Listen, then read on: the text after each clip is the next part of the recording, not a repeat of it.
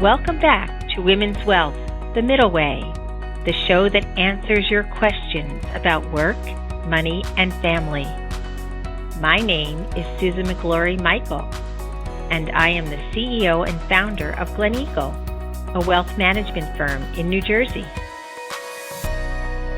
My name's Carol Ann Fernandez, and I'm the COO of Gleneagle. I'm very excited to have our guest today, Jeanette Prenger, founder and CEO of ECCO Select.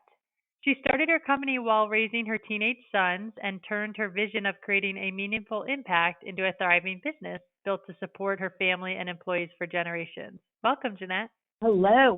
Thanks for joining us. I think it might just be helpful if you wanted to just give our listeners a little bit of background about yourself and what led you to even start ECCO. Thank you so much for asking me to be on the podcast today. I'm really excited to share snippets of my story because I don't think women sometimes feel like they can raise a family and maybe venture to do something on their own. I began ECCO Select in the mid-90s, actually incorporated in August of 1995.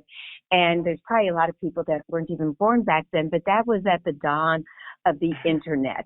We weren't even using it the way we are today. It was still considered IP addresses. I worked for a company that at that time was a leading telecommunications and technology company, and that was Sprint. And I started working there because I was recruited as a software developer, which I majored in management information systems in college. So I started off as a software developer and then worked my way into management. While at Sprint, the team that I led put in the first corporate repository for Sprint local telephone division, Sprint long distance telephone division, which nowadays nobody knows the difference between local and long distance. Sprint Enterprise, which is all your back office systems like HR and accounting and finance, as well as this new company they had bought called Sprint PCS, which eventually ended up the Sprint that people may remember and eventually bought by T-Mobile. My group won an award for putting in this huge corporate repository with all the data elements, and that was in anticipation of a very big project that companies around the world were getting ready to do, and that was Y2K. So because of the turn of the century, there were a lot of computer systems with customized code in which they hard-coded the century. So 1995 would be just forever considered 1995, not taking into consideration that in 5 years, you're moving into the year 2000, and that hard code 19 was no longer applicable. So there was a lot of effort around that. In addition to new technologies that were offering greater speed and opportunity to take advantage of the bleeding edge technology around the internet. So I started ECCO Select not because I'm just this great innovator or saw this need, but because I hired somebody onto my team who came to me and said, "Why are you not doing this?" And what he was talking about was the people that I was contracting or hiring to consult with to get our project completed. And because I had a technical background as well as pretty good soft skills, he thought that I would be great at starting my own technology services company. And so that was the birth of ECCO Select, was somebody else's idea that I ran with. Wow, that's great. And that's really cool that he saw that your skill set and was able to encourage that. I feel like there's sometimes people just come into your path that you don't even expect. So that's a great story. I know I am a mom working and running our own family business, so I know how hard that is. And one of the big parts of your story is also balancing motherhood and launching a business. So maybe you can talk a little bit about that and how it influenced your start of your business. Back then, there was no work from home. There was very slow responses if you did even try to connect a computer to your server at your workplace. My boys were only 12 and 14 when I started the company. So one in middle school, one in high school. I just had to learn to carry on doing some of the things I had done in corporate. So you mentioned you're a working mother too. As a working mother, whether you're an entrepreneur or you work for somebody, you have to just figure out how you get everything done. If that means after the kids go to bed, you throw in a load of laundry that you're going to throw in the dryer the next morning, or you put the dishes going that you're going to unload, Yep. or get stuff prepped in the crock pot. So it was all of those things. And probably the thing that I didn't realize was that I would have more hours working on my own business than what I did actually in corporate. And I worked a lot of times 55, 60 hours a week. And so I already had a supportive husband who helped with the kids because I made more income than he did. And so he was always there, and our lifestyle really didn't change, except for I was able to be home more when I wasn't being a billable, and that time was spent on maybe working on business development plans, sales calls, meeting with people. And honestly, my motherhood was greatly enhanced by the partner I chose. I'm proud to say my husband and I just celebrated 45 years of being married. I didn't say 45 happy years. No, we really have a great partnership, and I know that it's very difficult for some people to get that type of support. And I do recommend that you take a look at the support you have, that you can commit to, that you can count on when you start taking a look at an endeavor that's outside of what you currently do in your present lifestyle. So if you're already working, being an entrepreneur shouldn't be that different. That's great, and congratulations on your anniversary. I do think it's so important to have help and support, especially when launching a business, because there are a lot of unique parts to it. I know one of the things that is unique to your business, or that you were always very focused on, was making sure you were creating an impact and not only looking at the financial sides of things. Obviously, that's important, but what does that impact part of your business really mean to you and the company?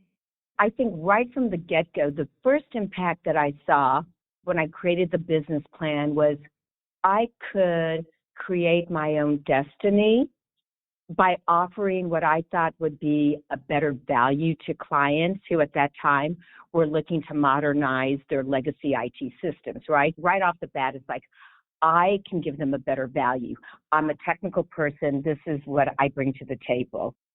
But then as I started to hire on more people, be able to have more billable consultants, my revenue grew. It became more. I was able to create a better life than what I could have had I stayed in corporate, not just for my own family, but also for the families of those employees that I had, and also super important to my company's culture, being able to give back to the community. So entrepreneurship ended up being not just a path to economic freedom and opportunity, but it also allowed us to really give exceptional service to our clients, and they saw how our culture was about being able to give our best, not only to them, but also to the community. I think that's so important, especially when you are a business owner, making sure that your employees are getting a good lifestyle and they tend to give you back more to your community and to your business when they enjoy what they're doing. So that's great to hear that you're so focused on that. I know we talked a little bit about you being a mom. One of the things that I did want you to touch on was, have you involved your sons into the building of this family legacy? And if so, how have you done that? Well, my boys were 12 and 14 when I started the company. And my oldest son, when he went into college and declared his major, expressed an interest in working for my company.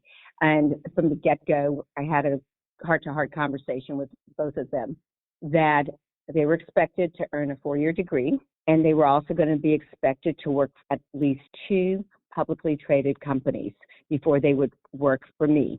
And the reason I wanted them to work for 2 publicly traded companies is that when you are working in a big corporation, there's a lot of best practices.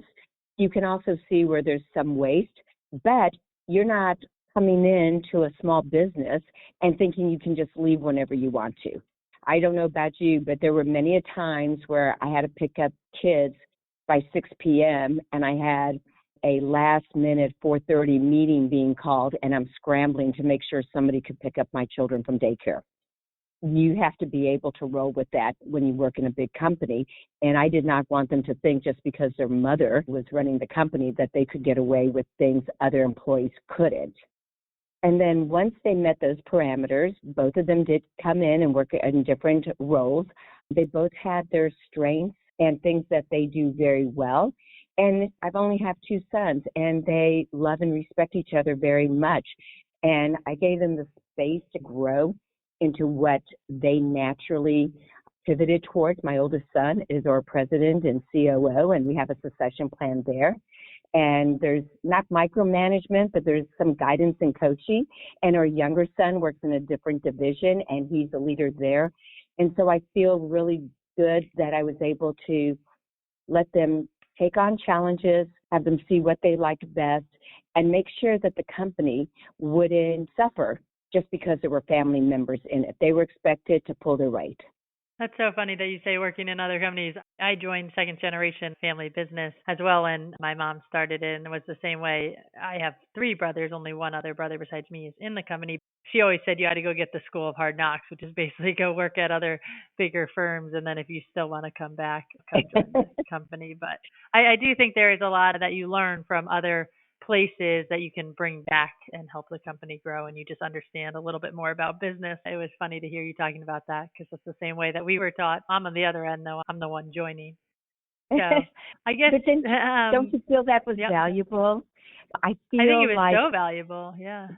Yeah, for family-owned businesses, really making sure that next generation understands this is not a piece of cake.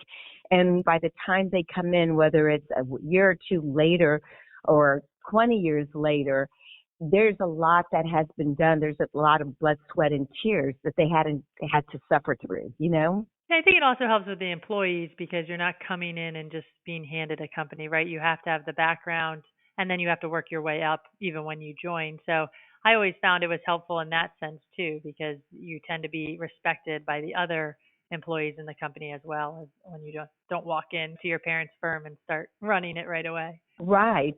I know we're running out of time here, so I'll just ask one more question. What advice would you give to maybe some other mothers with an entrepreneurial dream who haven't gotten as far as you and are feeling a little overwhelmed right now? What are some steps that maybe they can start just to try to explore that dream?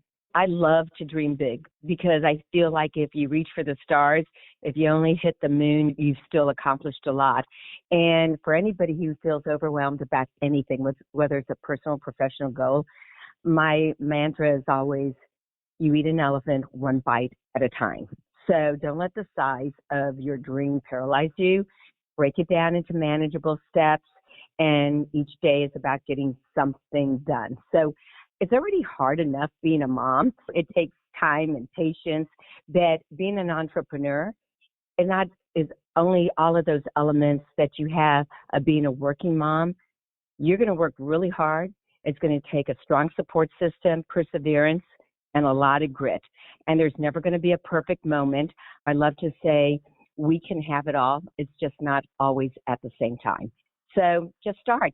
Just like motherhood, it can be a little messy, but we do it every day. And we do great jobs some days and not so great jobs other days.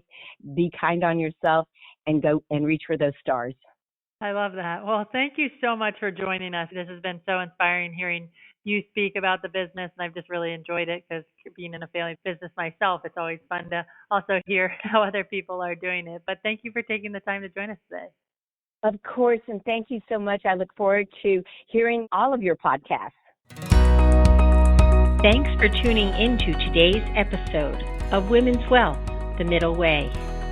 Make sure to subscribe to us and leave a review on iTunes, Spotify, SoundCloud, or your favorite podcast app. Join us for new episodes every other Wednesday.